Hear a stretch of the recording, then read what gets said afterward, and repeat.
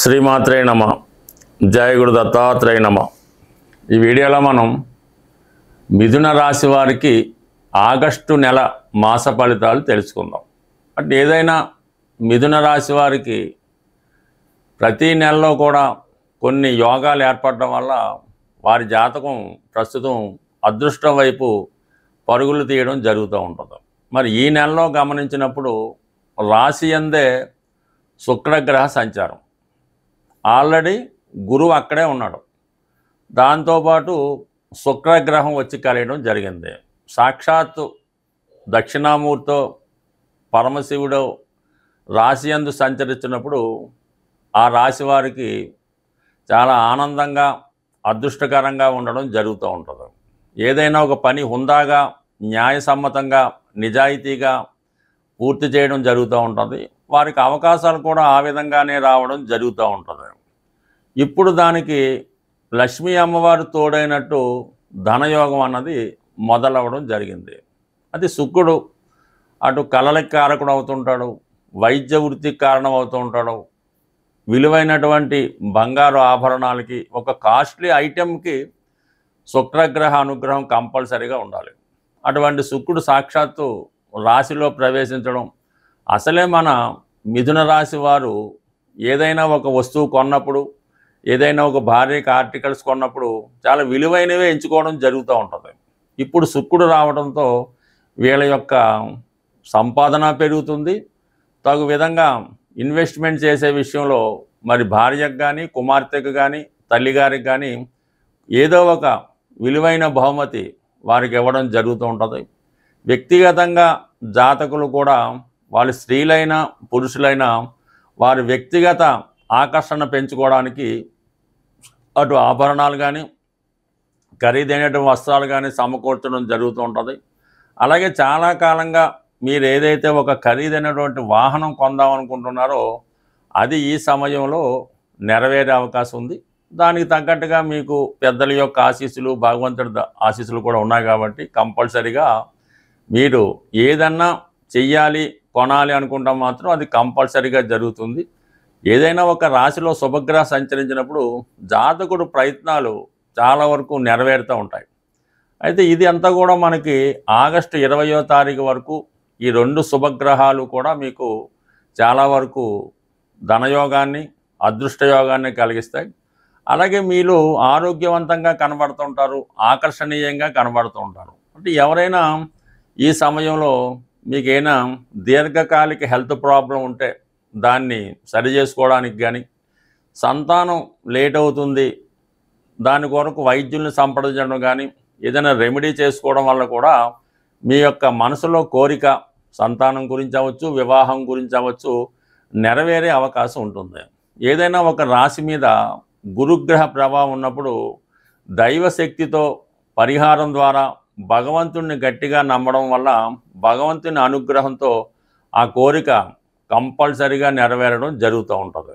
చాలామంది కంటే ఎన్ని ప్రయత్నాలు చేసినా ఒకసారి వారి యొక్క ఆశయం నెరవేరదు. కారణం ఏంటంటే వారికి గురువు యొక్క అనుగ్రహం లేదు.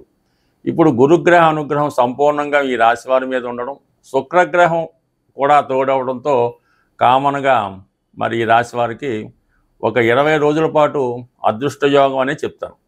అలాగే 20వ తారీఖు తర్వాత ఈ శుక్రగ్రహం ధనస్థానంలోకి మారుతూ అక్కడ ఉన్నటువంటి రాశ్యాధిపతి బుధుడితో కలిసి ఉన్నాడు. చాలా విచిత్రమైన కాంబినేషన్ ఇది. రాశిలో ఉంటే ఆ ఫలితం వస్తుంది, రాశ్యాధిపతితో కలిస్తే వ్యక్తిగతంగా జాతకుడికి ఇండివిజువల్గా ఫలితం రావడం జరుగుతూ ఉంటుంది. ఈ ఇండివిజువల్ ఫలితంలో జాతకుడి యొక్క ఆకర్షణ పెరుగుతుంది. అలాగే తన వాక్చాతుర్యంలో తన మాట విలువ పెరుగుతూ ఉంటుంది. అలాగే ఉన్నత విద్యా అవకాశాలు రావడం జరుగుతూ ఉంటుంది. అదనపు ఆదాయం లభిస్తూ ఉంటుంది. ఆల్రెడీగా మీరు చేస్తున్న ఉద్యోగంతో పాటు ఒక పార్ట్ టైం ఉద్యోగం కానీ, ఏదంటే మీ యొక్క ఏదైనా ఎంటర్టైన్మెంటో ఏదంటే ఈ మీడియా సంబంధించిన టాలెంట్ ఉంటే అది ఎక్కువగా పెరిగే అవకాశం ఉంది. అంటే ఎక్కువగా మిథున రాశిలో టీవీలో యాంకర్సు, జర్నలిస్టులు, న్యూస్ రీడర్సు ఎక్కువ మంది ఉండడం జరుగుతూ ఉంటుంది. అలాగే సినిమా ఇండస్ట్రీకి సంబంధించిన కూడా చాలా వరకు ఈ మ్యూజిక్ డైరెక్టర్లు, సింగర్సు, ఈ టెక్నీషియన్స్ ఎక్కువగా ఉండడం జరుగుతూ ఉంటుంది. అటువంటి వాళ్ళకి ఈ సమయంలో ఆటోమేటిక్గా వారి యొక్క పనికి వాల్యూ లభిస్తుంది, విలువ పెరుగుతుంది. ఈ విధంగా ఈ రాశివారి యొక్క కుటుంబ గౌరవం పెరుగుతుంది, ఆర్థిక స్థితి పెరుగుతుంది. సో ఈ విధంగా ఉంటే మనకి ఆగస్టు 16 తర్వాత రవి 3వ స్థానంలోకి వస్తూ మరి అక్కడ ఉన్నటువంటి కేతుగ్రహంతో కలియడం వల్ల కొత్త ప్రయత్నాలు ఏవైనా ప్రారంభిస్తే దానికి స్నేహితుల సహకారం కానీ, ప్రభుత్వ సహకారం కానీ, సాక్షాత్తు సూర్యభగవానుడు అంటే మరి విష్ణుమూర్తి సహకారంతో మంచి ఆశయంతో మీరు ఏ ప్రయత్నం తలపెట్టినా మీరు ఆగస్టు 16 తర్వాత ఆ ప్రయత్నం 100% నెరవేరడం జరుగుతూ ఉంటుంది. ఒకవేళ మీరు ఉద్యోగంలో ప్రమోషన్ కావాలన్నా, ఉద్యోగంలో మారాలన్నా, ఒక విదేశ ప్రయత్నం చేయాలన్నా 100% మీకు సక్సెస్ అవుతుంది. కేవలం స్వయం కృషితోనే మీరు అనుకున్నది సాధిస్తారు. కేతు 3వ స్థానం కూడా ఇంచుమించుగా మీకు ఈ ఉన్నత అవకాశాలకి, మీకు మంచి నేమ్ రావడానికి కారణం అవుతూ ఉంటుంది. దాని తర్వాత కుజుడు 4వ స్థానంలో ఉండడం వల్ల మరి భూములు, స్థిరాస్తులు, సొంత గృహం కొనాలనే మీ ఆశయం కంపల్సరిగా నెరవేరుతుంది. అంటే ఇంచుమించుగా ఈ నెలంతా కూడా కుజుడు 4వ స్థానంలో ఉంటాడు. అది 4వ స్థానం సహజ 6వ స్థానం అవటం వల్ల ఏదైనా కొంత రుణం చేసి అప్పు ద్వారా మీరు ఏదైనా ఒక స్థిరాస్తి కొనే ప్రయత్నం 100% నెరవేరే అవకాశం ఉంది. ఈ సమయం దాటితే అది చాలా కష్టం అవుతుంటుంది. అందువల్ల మీరు ఏదో విధంగా ధైర్యం చేసి ఒక అగ్రిమెంట్ చేసుకోవడమో, కొంత భయాన్ని ఇవ్వడమో, కొంత అడ్వాన్స్ ఇవ్వడమో చేసుకుంటే ఆ స్థిరాస్తి మీకు తొందరలోనే మీ చేతికి రావడం జరుగుతూ ఉంటుంది. దానికి అనుగుణంగానే దశమంలో శని భగవానుడు వక్రగమనం పొందడం వలన 2 రకాలుగా మీ యొక్క వృత్తి నిర్వహించవలసి ఉంటుంది. వ్యక్తిగతంగా చేసే వృత్తితో పాటు అదనపు బాధ్యతలు రావడం, ఒకేసారి 2 ఉద్యోగాలు చేయడానికి కూడా అవకాశం ఉంటుంది. మరి వక్రించినటువంటి శని భగవానుడు భాగ్యంలో ఉన్నటువంటి రాహుని కలిసి ఉండడం వల్ల ఈ సమయంలో మీరు ఆంజనేయ స్వామిని పూజించుకోవడం వల్ల, హనుమాన్ చాలీసా పారాయణ వల్ల, వీలైతే ఒక శనివారం రోజు హనుమాన్ ఆలయంలో సింధూరంతో స్వామికి అభిషేకం చేసి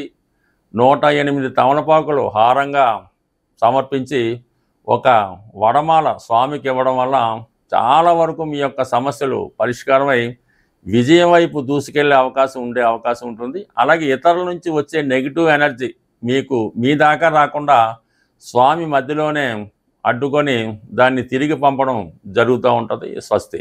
సాధారణంగా మన జన్మజాతకం బాగుంది, గోచారంలో కూడా గ్రహాలు అనుకూలంగా ఉన్నాయి, అయినా కూడా సరైన ఫలితం రావటం లేదు అంటే మాత్రం మన గృహంలో వాస్తులో కంపల్సరీగా ఏదో ఒక తేడా కానీ, ఇబ్బంది కానీ ఉండే అవకాశం ఉంటుంది. అయితే ఇన్నగాలుగా మేము ఇదే ఇంట్లో ఉంటున్నాం, బాగానే ఉంది, ఇప్పుడు ఎందుకు ఇలా ఉందని కొంతమందికి అనుమానం రావచ్చు. ఏదైనా ఒక గృహానికి శంకుస్థాపన జరిగిన తర్వాత చాలా కొన్ని దోషాలు అయితే ఇమీడియట్గా వస్తాయి, నైరుతి లాంటివి ఉంటే.